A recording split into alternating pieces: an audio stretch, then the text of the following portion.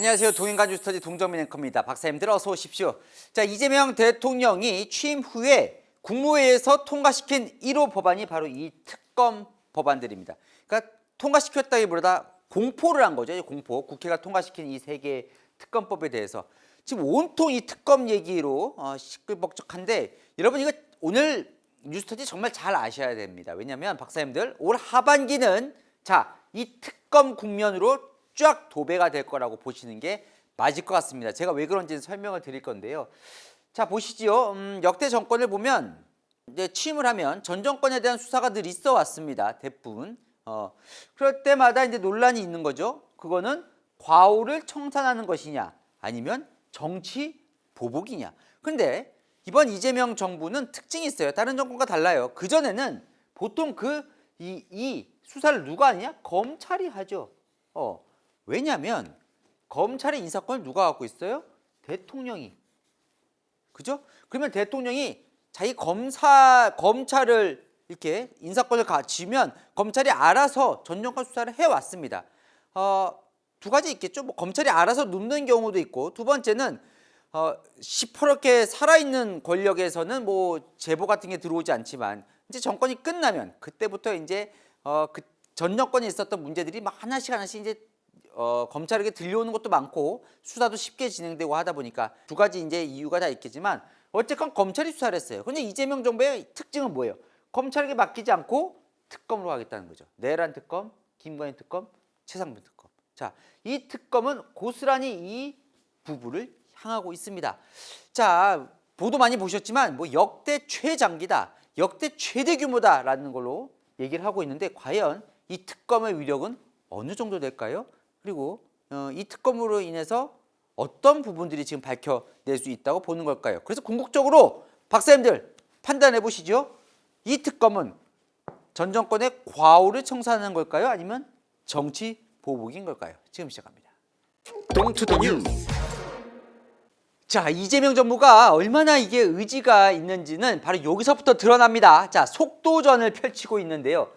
자, 6월 3일이 대선이었습니다. 그죠? 아직 얼마 안 됐어요. 지금 대선 치른 지가. 그런데 첫 번째 본회의가 6월 5일에 있었거든요.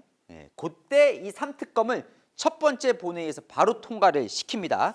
자, 그리고는 바로 우원식 의장이 9일에 보내요. 이거 되게 빨리 보는 거거든요. 그런데 이재명 대통령이 첫 번째 국무회의가 10일에 있었는데 바로 다음 날 이 3특검안을 공포해 버립니다.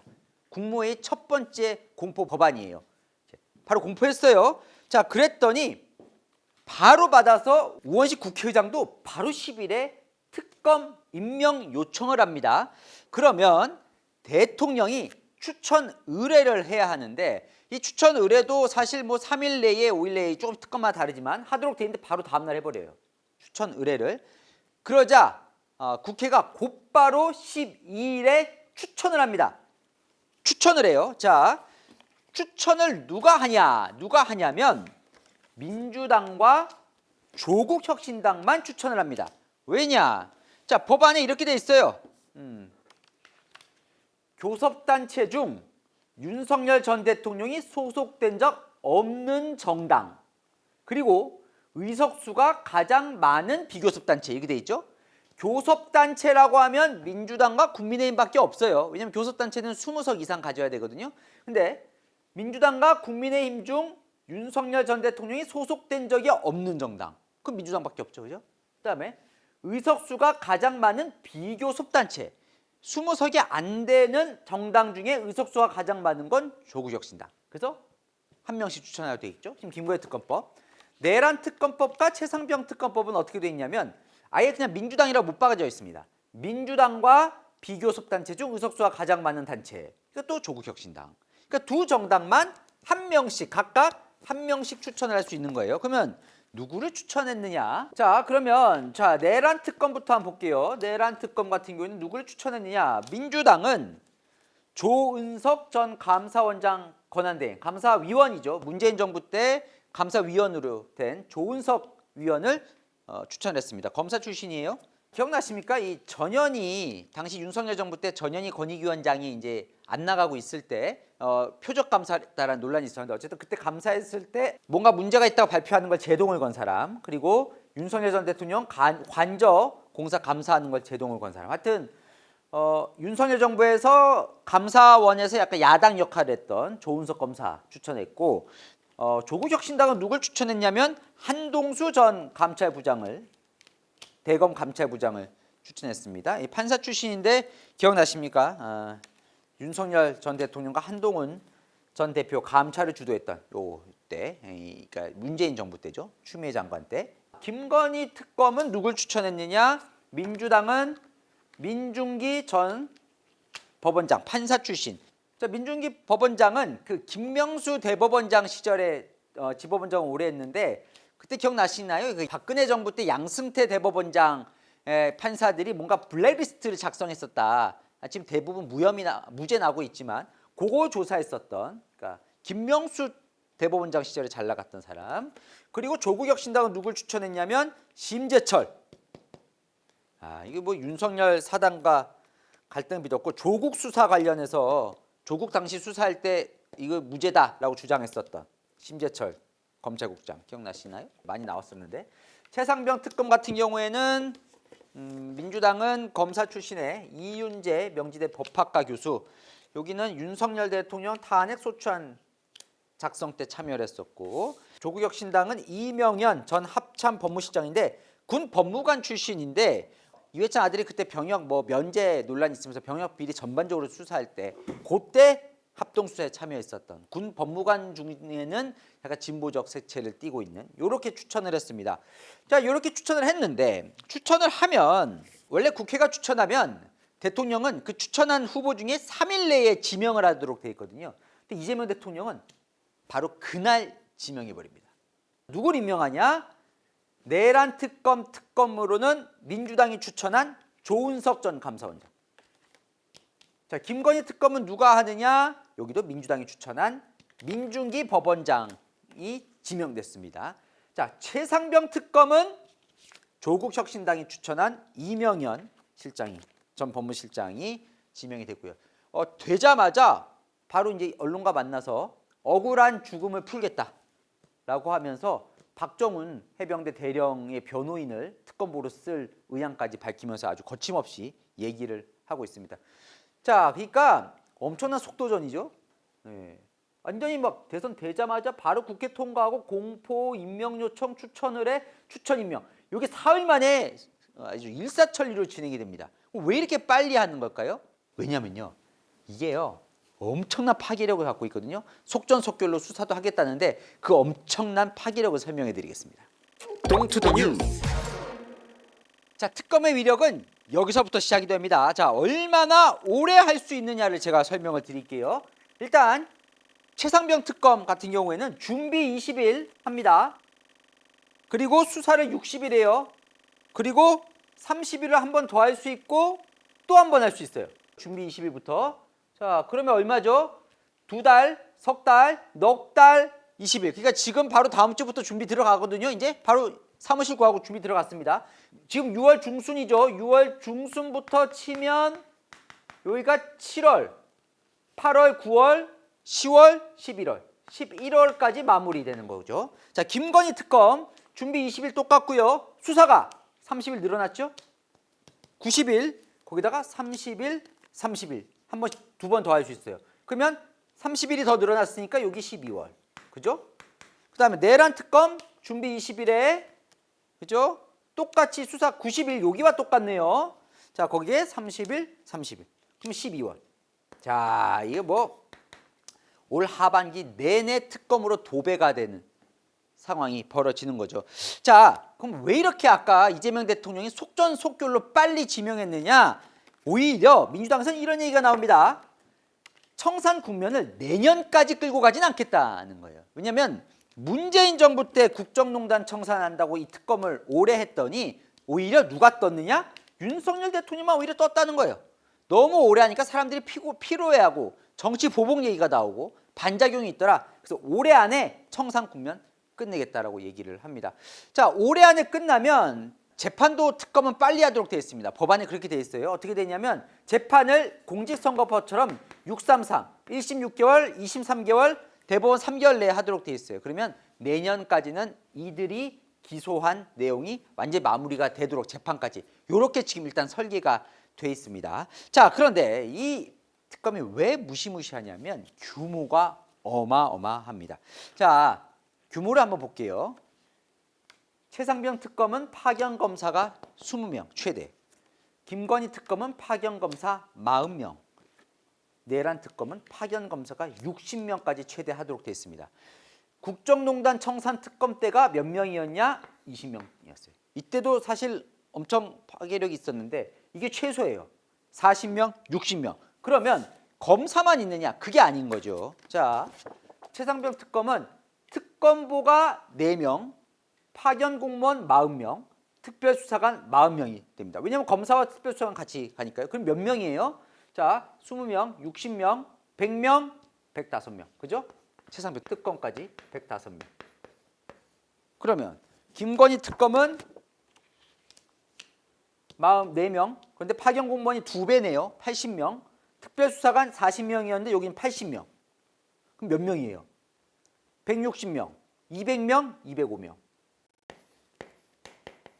자, 그러면 파견 검사가 제일 많았던 내란 특검은 나머지도 제일 많겠죠? 여기다 붙여볼까요? 자, 파견 공무원만 100명, 특별수사관만 100명이에요. 그럼 몇 명이에요? 200명, 260명, 268명. 총 합치면 몇 명이냐면 몇 명입니까? 8. 세 개 다 합치면 578명이 이 3특검에 투입이 됐는데 이게 왜 많은 숫자냐면 지금 검찰에 검사 현원이 2,004명. 근데 평검사만 1,251명. 근데 아까 검사 몇 명이었다고요? 파견 검사가 20명, 60명, 100명. 지금 파견 검사만 100명이 요 3특검에만 파견이 가게 돼 있습니다. 그러면 거의 평검사로 치면 10%가 여기 3특검에 투입이 되는 거예요. 그러다 보니까 이제 검찰 내에서는 그럼 다른 수사는 어떻게 하란 말이냐 얘기도 나오는데 어쨌건 그만큼 규모도 어마어마하고 올 하반기는 어쨌건 이 3특검으로 도배가 되는데 지금도 제가 설명을 드리겠지만 이게 왜 파괴력이 높냐? 이거를 수사하는 수사 항목이 어마어마하게 또 많기 때문입니다. 동투더 뉴스. 자, 규모가 가장 크다고 했던 내란 특검. 그러면 과연 이 내란 특검은 뭘 수사하게 되는 걸까요? 특검 법안에 자세하게 명시가 되어 있습니다. 11가지를 하도록 되어 있습니다.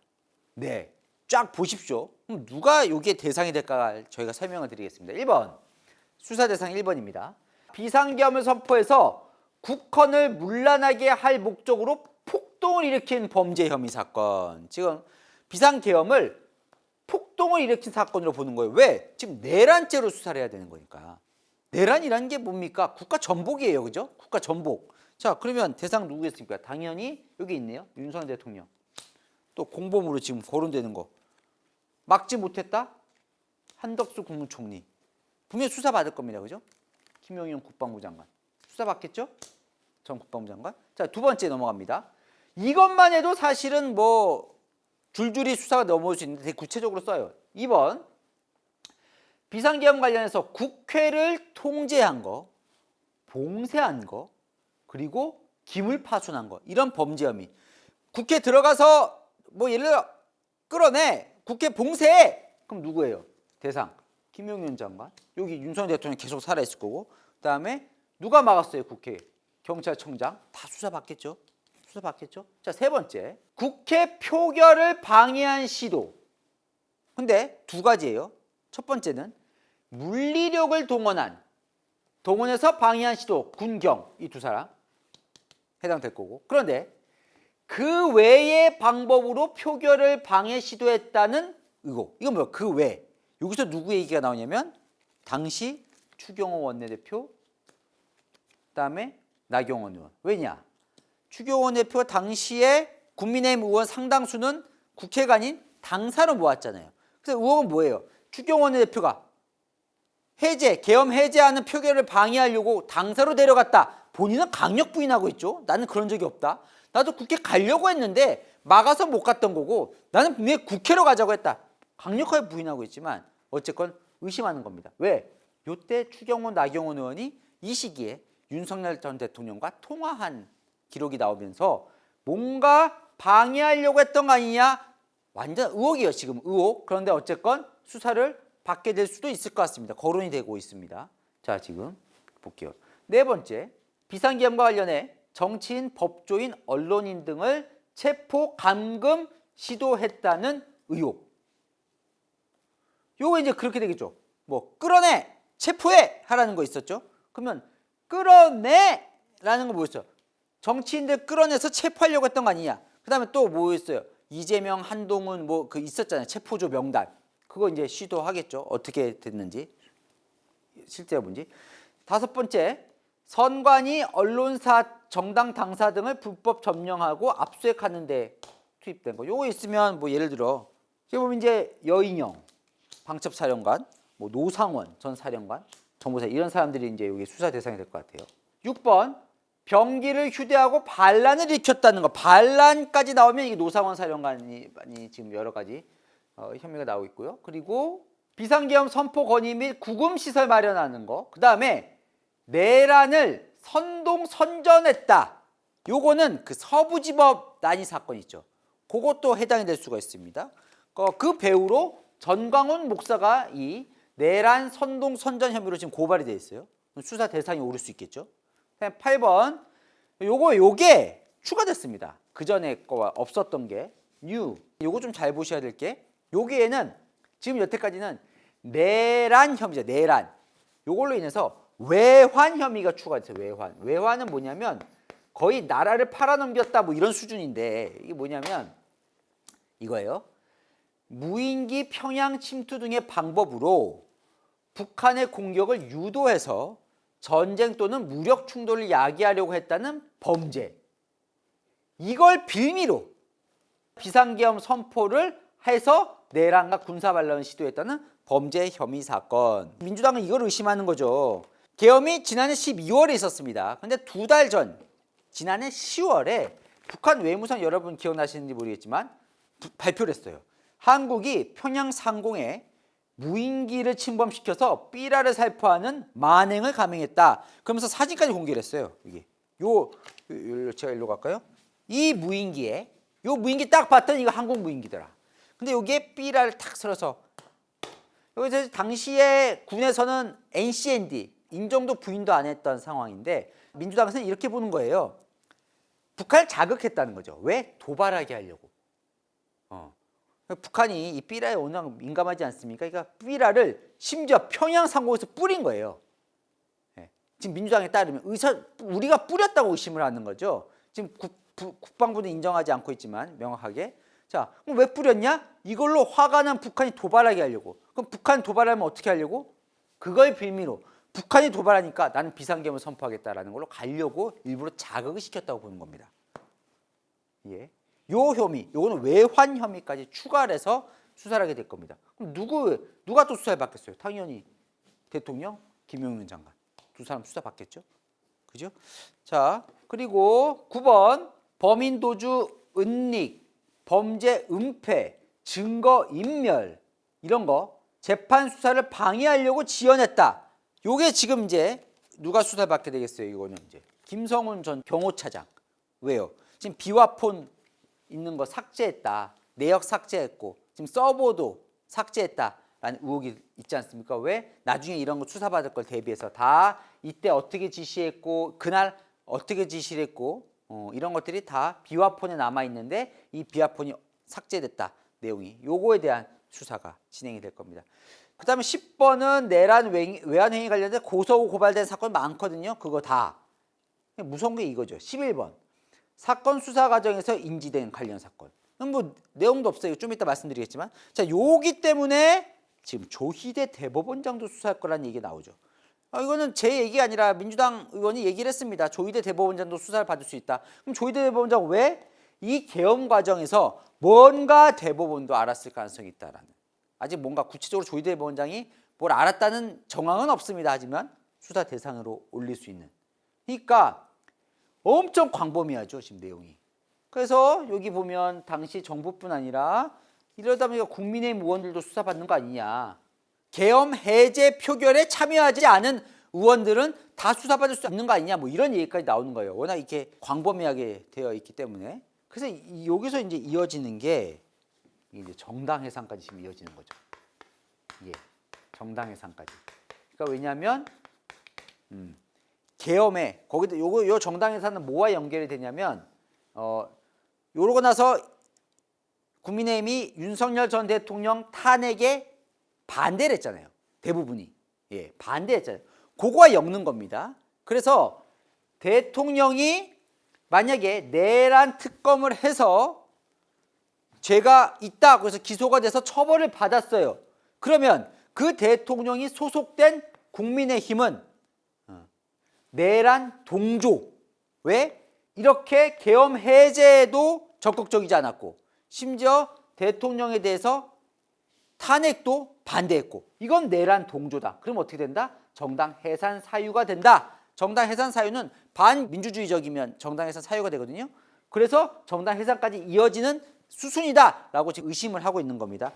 이 정당 해산 여부는 누가 결정하냐면 이거는 헌법재판소가 결정합니다. 예.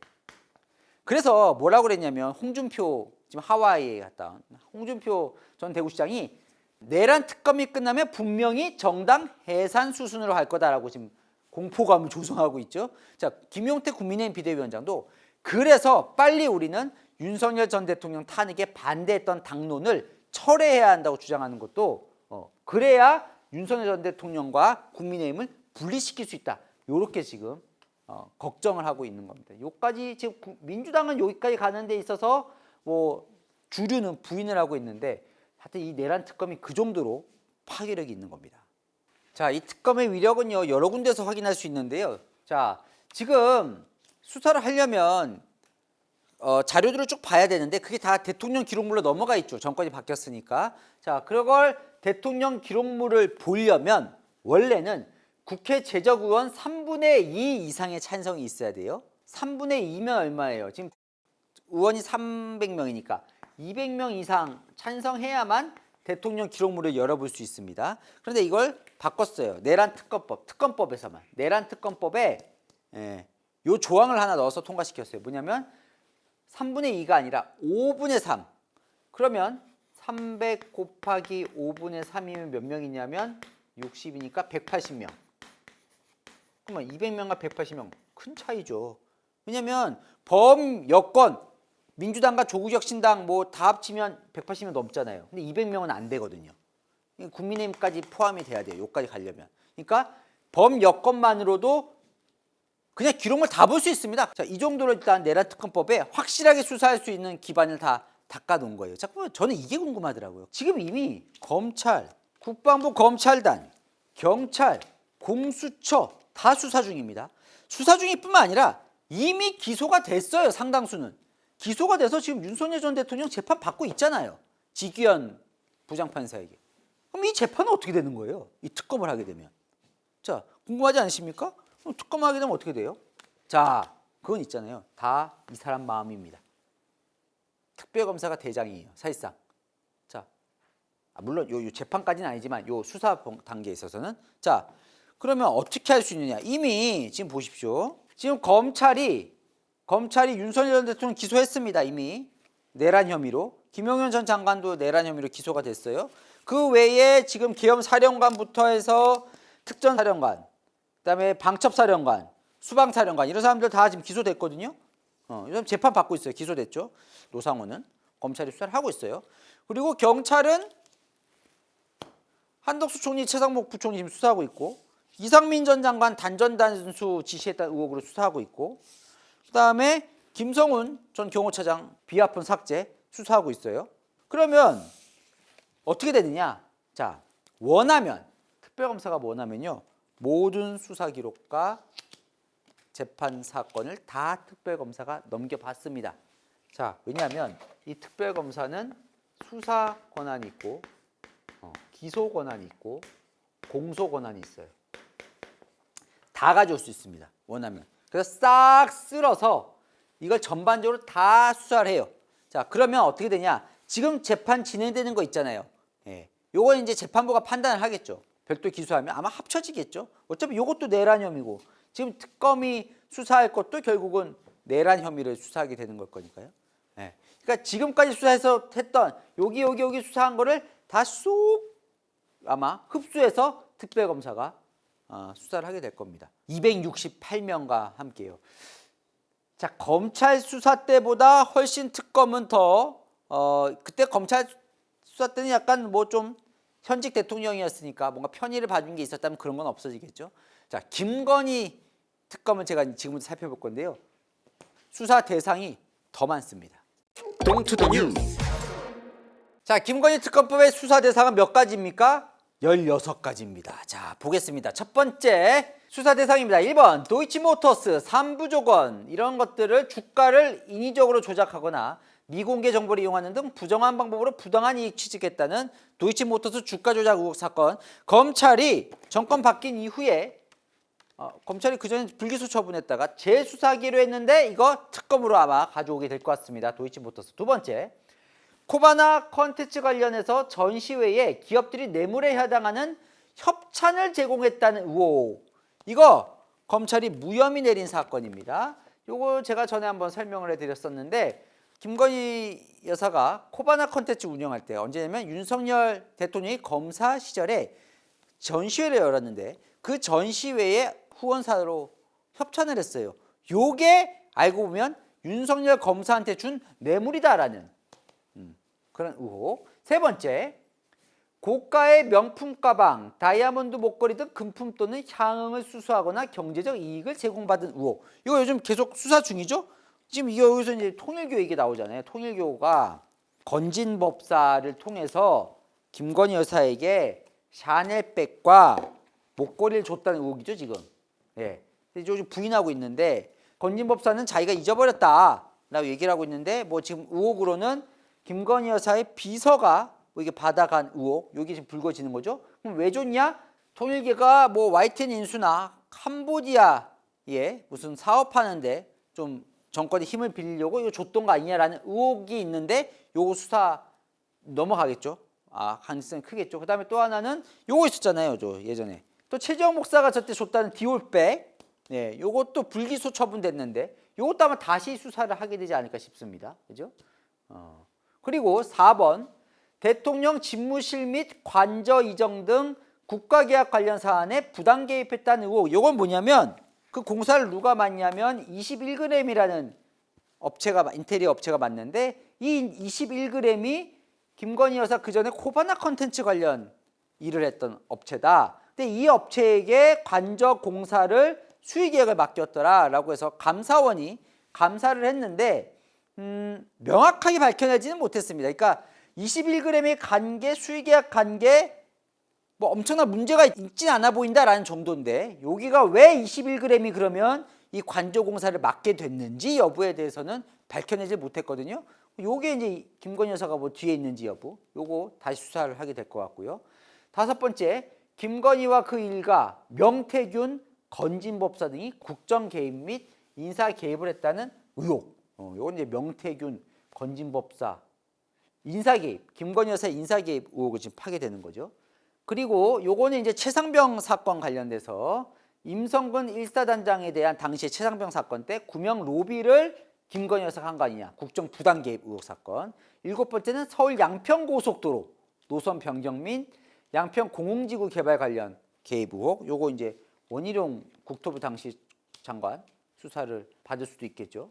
8번 민간인이 대우조선 파업 사태에 불법적으로 개입. 이게 뭐냐면 당시에 이런 의혹이 있는 겁니다. 그러니까 명태균 씨가 김건희 여사 쪽에 연락을 해서 부부 쪽에 파업을 강경하게 진압해야 된다. 그러니까 당시에 대우조선 이쪽 사측 쪽 얘기를 들어서 명태균 씨가 얘기를 해서 뭔가 불법적으로 당시에 파업 사태 때 개입했다. 그리고 창원 국가첨단산업단지 지정 과정에서 대통령실에 국가기밀을 유출했다. 이것도 지금 명태균 씨에게 이걸 알려줘서 명태균 씨 주변 사람이 이득을 본 거 아니냐라는 의혹으로 지금 이거 창원지검이 수사를 하고 있죠. 그 창원지검에서 수사하고 있는 이 내용도 지금 김건희 여사 특검에 포함이 될 것 같고요. 9번 지방선거, 재보궐선거, 국회의원 선거에 부당하게 개입했다는 의혹. 이거 있었죠. 명태균 씨 통해서 김영선 당시 의원 공천 주는 과정에서 개입했다는 의혹. 여러분 기억나시죠? 그다음 10번 명태균을 통해서 대선 경선 과정에서 불법 여론조사. 무상 여론사를 제공받고 그 대가로 요 공천 개입 통해 부정한 이익을 주고받았다는 의혹. 그리고 11번 김건희, 명태균, 건진법사 등이 총선, 재보궐선거, 지방선거에서 공천 거래했다는 의혹. 또 비슷비슷한 의혹들이에요. 12번 요게 좀 추상적이에요. 대통령의 지위 및 대통령실 자원을 이용해서 사적 이익을 추구했다는 의혹. 제가 볼 땐 요거 넣어놓은 거는 김건희 여사 이제 휴대폰 같은 거 다 보지 않겠습니까? 예. 그 휴대전화나 뭐 통화 내역 같은 거 보면서 뭔가 이상하면 수사할 수 있도록 여지를 열어준 거 아닌가 싶습니다. 아마 휴대폰 털겠죠? 어떻게든 수사할 거면. 13번 요게 뭔가 봤더니 대선 전후 과정에서 허위 사실을 공표하거나 이게 뭐냐면 당시에 윤석열 전 대통령이 대선 때 김건희 여사는 주가 조작과 무관하다고 얘기했었어요. 대선 때. 근데 지금 무관하지 않다고 의심을 하는 거잖아요. 그럼 대선 때 거짓말을 한 거다. 그래서 경찰이 허위사실 공표 혐의로 지금 수사를 하고 있습니다. 김건희 여사는 또 뭐냐 봤더니 김건희 여사가 당시에 대선 때 무슨 의혹이 불거졌냐면 그러니까 대학의 교수 지원할 때 이력서 쓰잖아요. 당시에 한국게임산업협회 기획이사라고 이력서에 썼는데 그거는 거짓말이다 한 적이 없다라고 의혹을 불거졌더니 김건희 여사가 당시에 나 한 거 맞다라고 얘기를 했었거든요. 근데 그게 허위다라는 걸로 경찰이 수사를 하고 있었는데 그 부분도 이렇게 지금 끌고 온 겁니다. 그리고 수사를 고의적으로 지연 은폐하거나 비호, 증거 인멸하려고 인멸교사했다는 의혹. 각 사건에 대해 조사 및 수사를 윤석열 또는 대통령실이 방해했다는 의혹. 이런 거는 뭐냐면 검찰도 수사를 받을 수가 있죠. 이 부분에 있어서는 김건희 여사 당시에 요 도이치모터스랑 요거 수사받을 때 제3의 장소에서 수사를 받게 하면서 특혜 의혹이 불거졌었잖아요. 그런 데 있어서 뭔가 편의를 봐줬다. 그러면서 수사를 방해했다. 아니면 고의로 은폐했다. 이런 거. 요 김건희 여사 이제 전화, 휴대폰 털면서 그런 거 다 수사를 받게 되겠죠. 동투더 뉴스. 자, 마지막으로 최상병 특검. 아까 수사 규모가 제일 작았죠. 수사 대상도 근데 작다고 보기는 어렵죠. 왜냐면 국정농단 청산 그 특검과 비슷한 규모니까요. 어쨌든 세 개 중엔 제일 적습니다. 자, 뭘 수사하냐? 1번 최혜병 사망 사건, 2번 윤석열 대통령 및 대통령실, 국방부, 해병대 사령부, 경북지방경찰청, 인권위에서의 은폐, 무마, 회유, 불법행위. 자, 이게 뭐예요? 첫 번째 이거 수사하겠죠. 대통령 경로설. 대통령이 경로에서 원래는 이종석 장관이 박정훈 해병대 수산장을 시켜서 원래 임성근 사단장까지 경북지방경찰청에 직무유기로 넘기려고 했는데 대통령이 경로하면서 임성근이 빠졌다. 지금 그 과정에서 김건희 여사가 개입됐다라고 하면서 아까 김건희 여사 특검에도 이 내용이 포함이 되어 있고 지금 이 최상병 특검에도 이 내용이 포함이 되어 있는 겁니다. 이게 아마 핵심이 되겠죠. 누구를 결국 겨냥한 거예요? 대통령, 윤석열 전 대통령. 경로에서 그런 지시를 내렸냐 여부? 지금 아직 밝혀지지 않았습니다. 이 부분 수사를 하게 될 거고요. 두 번째, 공수처 수사에 대한 외압 의혹 불법 행위. 그다음에 요거까지 가요. 뭐까지 가냐면 이종섭 전 장관 호주 대사로 임명하잖아요. 그 과정도 다 들여다볼 것 같아요. 이때 이래서 뭐 당시에 이제 한동훈 전 대표가 반발하고 막 이랬던 거 있잖아요. 총선 망친 이제 주요 사례가 되기도 했는데 어쨌건 당시 임명 출국 귀국 사임 과정에서의 행위. 그리고 그 과정에서 대통령뿐 아니라 대통령실, 외교부, 법무부, 공수처까지 다 무슨 직무유기, 당시 은폐, 무마, 회유 이런 걸로 다 수사를 받게 될 거고요. 그다음에 이종호가 당시에 도이치모터스 관련된 그 이쪽에서 김건희 등에게 임성근 구명을 부탁했다는 의혹이 있었잖아요. 이게 뭐냐면 그 해병대 출신들이 모여가지고 그 중에 한 명이 이종호가 김건희 여사에게 임성근 구해달라고 해서 빠졌다. 본인들은 부인하고 있는데 강력 부인하는 이 의혹 사건. 결국은 경로설, 이종섭 전 장관 출국 과정 그리고 김건희 여사가 뭔가 개입했는지 여부. 요렇게가 아마 이 최상병 특검은 수사가 포커스가 맞춰질 것 같습니다. 세 가지 특검 지금까지 살펴봤는데요. 이 특검은요 2개의 강력한 칼이 있습니다. 칼. 이거 칼 아니지만 칼. 자, 첫 번째 칼 바로 요 조항입니다. 요 조항이 다 들어가 있어요. 자, 아까 내란 특검은 11번까지 있었으면 11번 조항. 김건희 여사는 특검은 16번까지 있었으면 그 수사 대상에 16번 조항. 최상병은 8번까지 있는데 그 8번 마지막 조항에 늘 쓰여 있는 칼 바로 이겁니다. 수사 과정에서 인지된 관련 사건을 수사할 수 있다. 요거를 지금 국민의힘은 뭐라고 의심하고 있냐면 별건 수사까지 하겠다는 거 아니냐라고 의심을 하고 있는 거죠. 그러니까 7번까지 구체적으로 적었어요. 그럼 마지막에 뭐냐면 이 수사 과정에서 뭔가 새로 알게 됐어. 그럼 수사할 수 있다는 거죠. 네. 그러니까 예를 들면 진짜 예지만 최상병 특검 수사를 하는 과정에서 김건희 여사가 다른 인사에 개입한 걸 알게 됐어요. 최상병 특검팀이. 예. 그렇게 되면 그것도 인지된 관련 사건이니까 수사할 거 아니냐. 그럼 뭐야? 별건 수사 다 털겠다는 거 아니냐. 아까 제가 몇 명이라고 했죠? 500명 넘는 수사가 500명 넘게 세 가지 특검으로 수사하면서 걸리는 족족 다 문어발로 확장할 거 아니냐라고 별건 수사할 거냐고 의심을 하고 있는데 별건 수사는 금지되어 있습니다. 이건 하면 안 되는 거예요. 그죠? 엄밀히 말하면. 그래서 여기 뭐라고 되냐면 관련 사건. 그러니까 최상병 특검과 관련된 사건만 인지했더라도 할 수 있다고 얘기를 했는데 요건 이제 늘 검찰을 못 믿는 쪽에서 늘 의심을 제기를 하는 거죠. 그러니까 뭐냐면 검찰 옛날 수사하듯이 막 다 털어요. 그럼 여기가 수사가 안 되잖아요. 그럼 다 털어서 요걸 갖고 있어요. 요거 수사가 안 되면 요걸로 협박해가지고 착 이게 엮고 이런 거 예전 검사들 많이 했었잖아요. 안 좋을 때 구태의원 검사할 때 요런 거 문어발식 수사 요거를 의심하는 건데 어쨌건 이 부분을 집어 넣어놨습니다. 야당이 반대했지만 자, 특검의 두 번째 칼은 바로 대국민 보고죠. 여론전을 할 수 있다는 거죠. 이게 검찰과 다른 점입니다. 자, 세 개의 특검법 모두 이런 조항이 있습니다. 특별검사 또는 특별검사부는 국민의 알 권리 보장을 위하여 피의 사실 외에 수사 과정에 대해 언론 브리핑을 할 수 있다. 이게 중요한 겁니다. 수사 과정에 대해 언론 브리핑을 할 수 있다. 이 많은 8가지. 아까 김건희 여사만 해도 16가지예요. 혐의가. 자, 그러면 16가지를 가면 어떻게 해야 돼요? 일단 뭐가 돼요? 보통 압수수색 하죠. 그죠? 압수수색 해야 되죠. 그다음 또 뭐 해야 돼요? 소환해야 되죠. 불러야 될 거 아닙니까? 그럼 16가지를 한 번 압수수색, 한 번 소환만 해도 30가지의 지금 브리핑 내용이 생기겠죠. 오늘은 누가 압수수색, 뭐 압수했고, 뭐 누구 소환했고, 그러면 그 중에서 뭐가 나왔고, 수사 과정에서 이거 피의 사실과 좀 애매모호하죠. 이거 피의 사실이냐, 그냥 수사 과정이냐, 이것도 선이 애매모호한데 어쨌건 수사 과정이기 때문에 이거 다 매일 브리핑할 수 있는 겁니다. 새 특검이. 그럼 어떻게 돼요? 언론들은 매일 관심을 가지겠죠. 자, 오늘 전화번호 통화 내역을 했더니 누구와 통화한 게 나왔고요. 자, 오늘 소환했더니 이 사람은 김건희 여사와 언제 통화했는데 이런 김건희 여사가 이런 얘기를 했다고 진술을 했고요.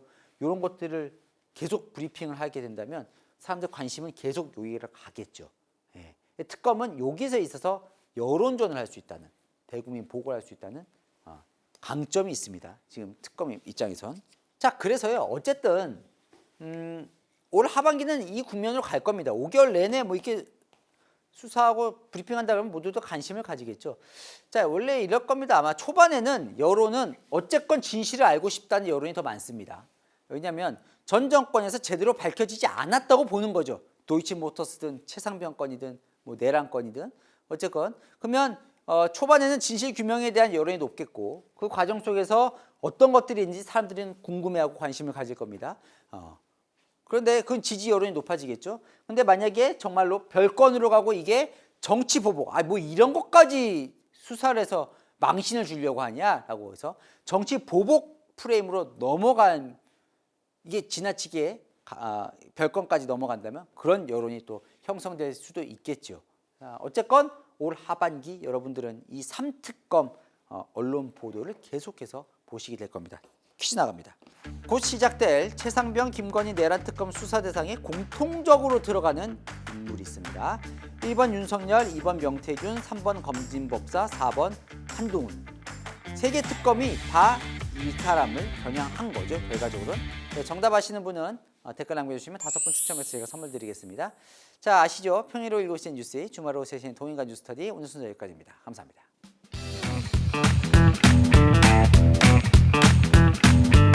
박사님들 어서 오십시오. 퀴즈 정답까지 보고 가십시오. 자, 278회 퀴즈 조금 쉬웠습니다.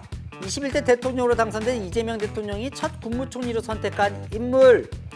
야, 이렇게 보면 좀 헷갈릴 수 있겠는데? 네. 근데 뭐 이제 워낙 많이 나왔으니까요. 야, 2번 김민석 국무총리 후보자였습니다. 자, 정답자 5분 발표합니다. 첫 번째, 불리님. 2번 맞춰주셨고요. 성남 경기라인 인물에 대해서 궁금했는데 완벽히 이해됐습니다. 감사합니다. 좀 더 있을 수 있으니까요. 제가 또 살펴보겠습니다. 두 번째 정답자님은 캐참님. 아, 오늘 뉴스터디를 처음 봤는데 이해가 정말 잘 돼요. 신기해요. 와, 진짜 설명 잘하시네요. 연습을 아마 하신 거겠죠? 더 잘하겠습니다. 감사합니다. 처음 보셨다니까 캐참님 자주 놀러와 주십시오. 자, 세 번째 정답자님은요. 코리아 힐링 라이프. 2번 김민석 맞춰주셨고요. 우리나라 정치판 지식 창고 동투전 뉴스. 괜찮은데요? 정치판 지식 창고. 고맙습니다. 좋은 또 브랜드를 적어주셨습니다. 네 번째 정답자님은요. 네일리조님인데요. 목소리에 자신감이 넘쳐 신뢰가 간다고. 목소리가 약해지지 않도록 저도 잘 알고 있습니다. 마지막 헬국열차님 당첨되셨고요. 아, 해외 취업으로 출국을 하게 되셨대요. 정치적으로 경제적으로 힘든 시기지만 제가 돌아왔을 때 지금보다 훨씬 더 멋진 대한민국이 되기를 간절히 소망합니다. 타국에서도 항상 애국하겠습니다. 아이고 해국열차님 몸 건강히 잘 다녀오시고요. 가서 행복하게 지내다 오십시오. 우리나라 대한민국은 뭐 그렇게 쉽게 망가지겠습니까? 예, 지금보다 훨씬 더 멋진 대한민국이 되면 저도 좋겠네요.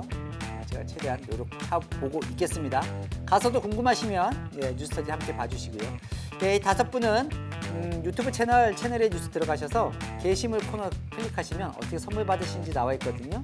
꼭 선물 받아가시고 특히 헬국열차님 나가시기 전에 꼭 선물 받기 바랍니다. 네, 저는 다음 시간에 뵙겠습니다.